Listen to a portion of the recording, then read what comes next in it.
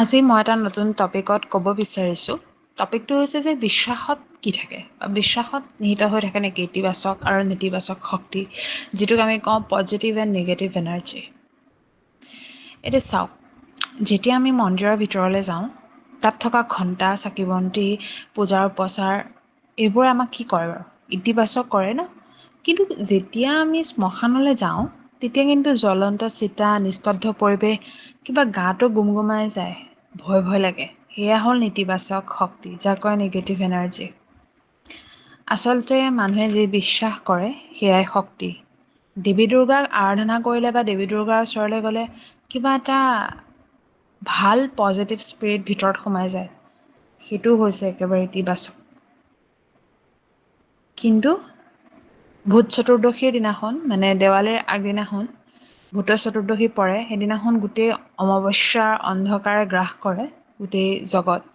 সেইদিনা কেনেবাকৈ যদি ৰাতি এটা নিৰ্জন ৰাস্তাত গৈ থকা হয়, আমি অনুভৱ কৰিম যে হয় কিবা এটা আহি আছে, নহয় এইখিনিতে কিবা এটা ওলাব। That's call negative energy. তন্ত্ৰ 2024 চনত এখন তেলেগু চিনেমাত মানুহৰ ইতিবাচক আৰু নেতিবাচক শক্তিৰ কথা বৰ্ণনা কৰিছে। চিনেমাখনৰ প্ৰথমতে দুটা পজিটিভ এণ্ড নিগেটিভ এনাৰ্জিৰ উদাহৰণ দিয়া হৈছে। প্ৰশান্ত মহাসাগৰৰ চলোমন দ্বীপত জনজাতীয় মানুহবোৰে গছ কাটিবলৈ কুঠাৰ ব্যৱহাৰ নকৰে। গছডালৰ চাৰিওফালে ৰৈ বেয়াকৈ গালি পাৰিলে, নেতিবাচক শক্তি দিলে কেইদিনমানৰ ভিতৰত গছজোপা নিজে নিজে মাটিত পৰি যায়।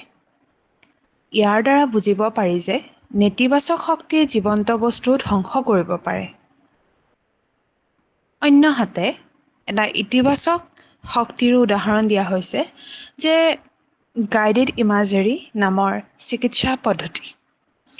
কেঞ্চাৰ ৰোগীসকলক মেডিটেশ্যন কৰাবলৈ যাওঁতে মনৰ ভিতৰত এটা কথা গভীৰভাৱে বিশ্বাস কৰি কল্পনা কৰিবলৈ কোৱা হয়। ৰোগীয়ে কল্পনা কৰিব লাগে যেন তেওঁলোকৰ শৰীৰৰ ভিতৰত পিৰানহা নামৰ এবিধ আক্ৰমণাত্মক খকৰা মাছ সোমাইছে আৰু সিহঁতে কেঞ্চাৰৰ বেয়া কোষবোৰ কামুৰি খাই পেলাইছে। যেতিয়া ৰোগীজনে এই ইতিবাচকতা সম্পূৰ্ণ সঁচা বুলি মানি ল'ব বা বিশ্বাস কৰিব, তেতিয়া শৰীৰৰ ৰোগ প্ৰতিৰোধ ক্ষমতা বাঢ়ি যাব।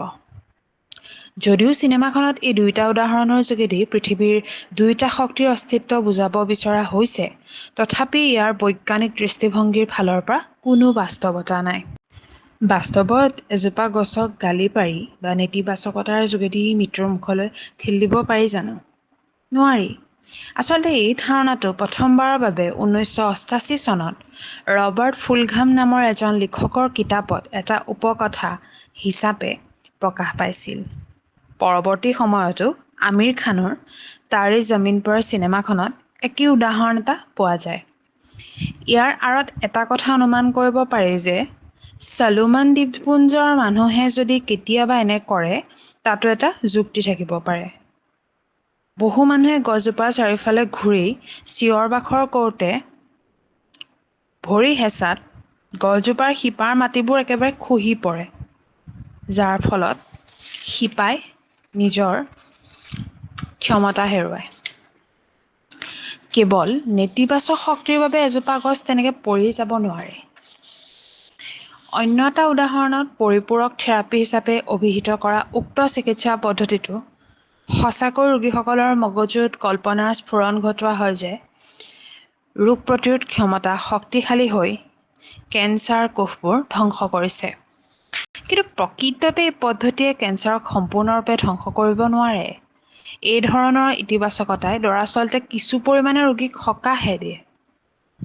আচলতে কথাতে আছে যে বিশ্বাসে মিলয় হৰি তৰ্কে বহুদূৰ। মানুহে শক্তিৰ প্ৰাবল্যক বিশ্বাসৰ ভৰেৰে জুখিব খোজে।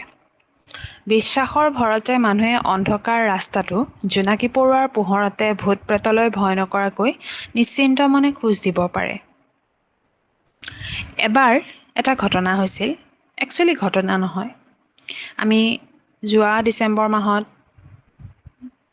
গোলাঘাট গৈছিলোঁ জেঠাইহঁতৰ ঘৰলৈ ফুৰিবলৈ। তাৰপৰা আমি যোগীবাৰী গৈছিলোঁ। কিন্তু যোগীবাৰীৰ পৰা উভতি আহোঁতে যথেষ্ট আন্ধাৰ হৈছিল। ঠাণ্ডা দিনত সোনকালে আন্ধাৰ হয়।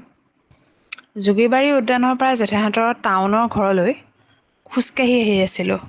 মা, মই আৰু বাইদেউ এগৰাকী। টমটম নাছিল, মানুহ নাছিল, কেৱল গছ-গছনি আৰু জংঘল। গোটেই আন্ধাৰ। কাৰো মুখৰ পৰা একো ওলোৱা নাছিল। কিন্তু মই মনে মনে এটা কথাই চিন্তা কৰিছিলোঁ যে ভগৱানে ৰাখিলে মাৰুতা নাই। সেই ঘন জংঘলৰ পৰা যেন কিবা এটা ওলাই আহিব, সেইটো হ'ল নিগেটিভ। কিন্তু মই তৰাকেইটা চাইও প্ৰাৰ্থনা কৰিছোঁ যে এইখিনি ধুনীয়াকৈ পাৰ কৰি দিয়া। সেইটো হ'ল পজিটিভিটি, যে ভগৱান মোৰ লগত আছে, আমাৰ লগত আছে। পৃথিৱীত যিটো বস্তুৱে বিশ্বাস কৰা হয় তাতেই সোমাই থাকে ইতিবাচক আৰু নেতিবাচকতা। কথা সিমানেই।